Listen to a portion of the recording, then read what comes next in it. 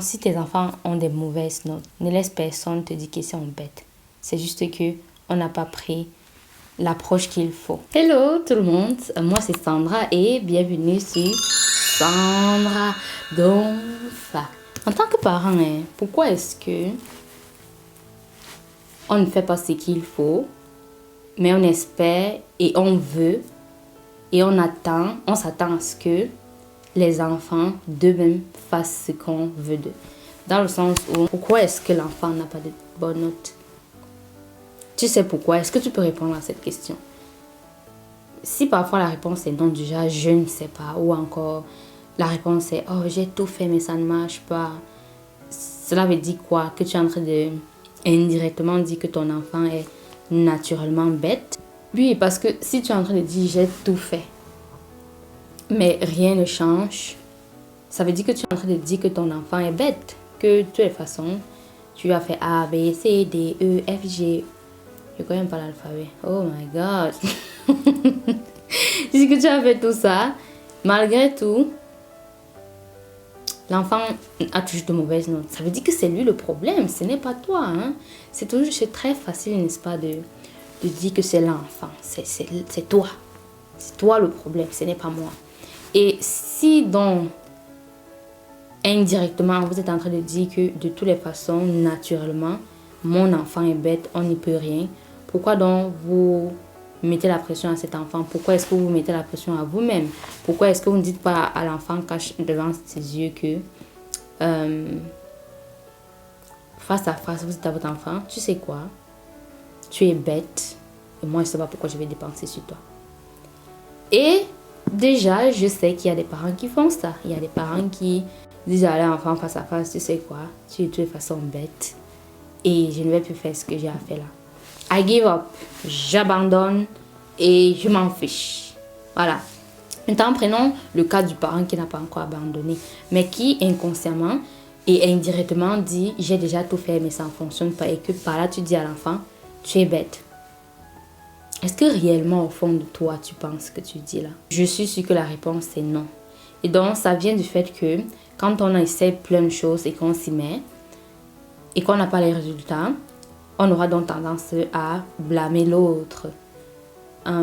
Et si je te disais que tu n'es pas en fait en train de mettre la bonne méthode en place et que il ne s'agit pas de ton enfant, il s'agit du fait que la façon dont ton enfant apprend n'est pas la façon qui est adéquate à la façon dont l'être humain apprend. Lorsque un parent arrive à ce niveau où tu dis soi-disant tout essayer, ça n'a pas marché, et surtout parmi ça il y a des choses comme avoir puni l'enfant, avoir frappé sur l'enfant. C'est un peu comme, imagine-toi qui me regarde, tu es parent et je te demande, tu ne connais pas, on va prendre le pire des cas, tu ne connais pas ce que 1 plus 1 égale, je te demande 1 plus 1 égale à quoi? Tu me dis peut-être 5. Je te prends, je te frappe correctement. Quand je te frappe là, ça t'apprend que 1 plus 1 égale à 2. Comment ça apprend? Comment ça t'apprend que 1 plus 1 égale à 2? Ou si, par exemple, tu es en train d'apprendre à quelqu'un comment monter les murs d'une maison. Et il fait mal. Tu prends la personne, tu fouettes bien. Tout à coup, la personne connaît. Donc, quand on fouette là, ça transfère les connaissances. Et l'enfant tout à coup comprend et connaît et pas faire. Là, tu as déjà tout essayé, tu as fait la punition, tu as dit que il faut apprendre, si tu n'apprends pas, tu seras puni. Tu as puni l'enfant, jusque là, ça ne s'améliore pas. Après, tu as pris son téléphone, tu es privé de téléphone, tu es privé de laptop, tu es privé de télé, tu es privé de sortie, tu as privé de tout, jusqu'à il n'y a plus rien. À un moment, l'enfant s'en fiche même. Tu prives l'enfant, dit, ah, de toute façon, c'est la chanson de tous les jours. Et quand tu arrives à ce niveau, tu as tout fait ça. Tu es en mode, mais qu'est-ce qui me reste? Et c'est fou à quel point on croit que... C'est fou qu'on peut penser que si un enfant ne comprend pas quelque chose, la façon qu'on va faire qu'il comprenne la chose, c'est priver l'enfant de cette chose-là. Après, on va punir l'enfant en disant, tu vas t'asseoir et tu vas apprendre. Là, Tom, tu ne sais pas. Tom, tu sais. Tu sais que quand tu étais jeune, là, quand on te disait, assieds-toi, tu apprends. Et tu t'asseyais devant ton livre, tu n'apprenais pas. Tu sais que tu n'apprenais pas. Tu sais que tu n'apprenais pas. Et donc, pourquoi tu fais la même chose à ton enfant? Il ne s'agit pas de que ton enfant est bête. il s'agit du fait que la méthode que l'enfant utilise, que tu proposes, qu'on propose, l'école, je ne sais pas qui est le répétiteur, c'est tout simplement que ça ne fonctionne pas pour cet enfant.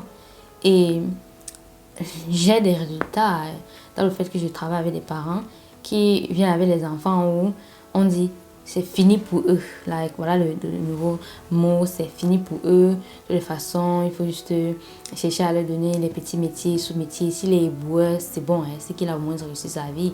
On te dit ça à l'école, on te dit ça partout, que c'est fini. Il faut qu'il voit tel spécialiste, blablabla. De toutes les façons, forcer un enfant à apprendre, ça ne va jamais, jamais, jamais marcher. Déjà, imagine on te force à lire quelque chose. Tu vas bien sûr prendre le livre, tu vas faire semblant de lire, mais tu ne vas pas lire. Et là, tu ne vas rien apprendre. Donc, c'est pareil quand on force un enfant.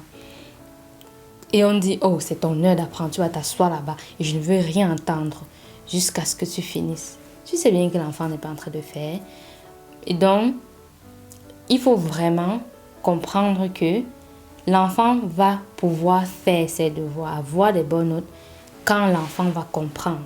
Tant que l'enfant ne comprend pas ce qui est dit, ce qui est demandé, l'enfant ne va jamais faire les exercices ou encore passer les examens avec des bonnes notes. C'est aussi simple que ça. Et si tu penses que tu as tout essayé, non, ce n'est pas vrai. Tu n'as pas encore utilisé TechnoTutor. Et c'est justement l'outil que mes clientes et moi utilisons pour éduquer les enfants. Et on quitte de l'enfant qui n'aime pas l'école, qui n'aime pas apprendre, à un enfant qui, de lui-même, c'est-à-dire de lui-même, va apprendre, va faire ses devoirs, a des très bonnes notes. Et cet enfant vous rendra fier.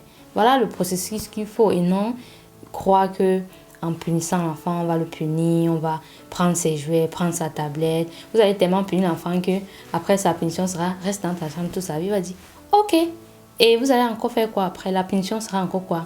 Prendre ses habits, prendre son lit, le chasser de la maison.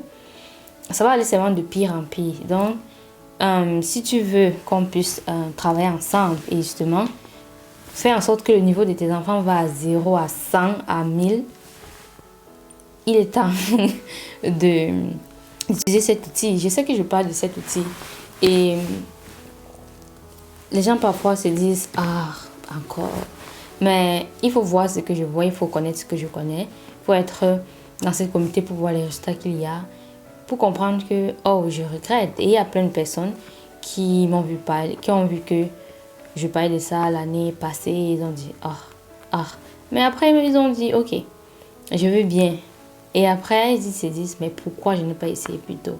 Tu vois, c'est tout simplement magnifique et incroyable. Et je suis chaque jour reconnaissante et très, très fière de moi d'avoir choisi de travailler avec cette compagnie, cette communauté. C'est la meilleure chose que j'ai pu faire de toute ma vie. Et donc, ça me donne toute la confiance de la planète Terre de savoir que mes futurs enfants seront des génies. Ça, nous sommes là, non? Ce qui est bien, c'est que le temps passe vite. Et dans 5 ans, quand vous serez en train de voir les résultats, vous allez dire, oh, il va falloir revenir regarder cette vidéo et vous allez voir que j'ai dit ça.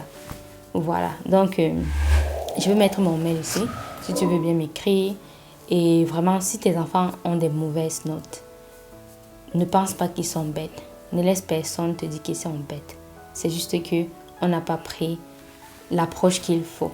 Et moi, je te propose l'approche qu'il faut, l'approche qui va vraiment faire en sorte qu'ils comprennent afin qu'ils ont même l'envie eux-mêmes, c'est-à-dire d'eux-mêmes, faire leurs devoirs, eux-mêmes, prendre des initiatives, d'apprendre même autre chose en dehors de ce qui est à l'école, c'est-à-dire quand ils vont finir avec ce qu'on donne à l'école, tellement ils auront encore le temps et l'envie qu'ils vont prendre l'initiative d'apprendre plusieurs autres choses.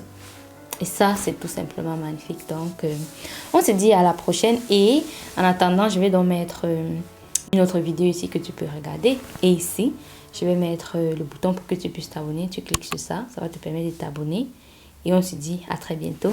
Bye bye. Bye.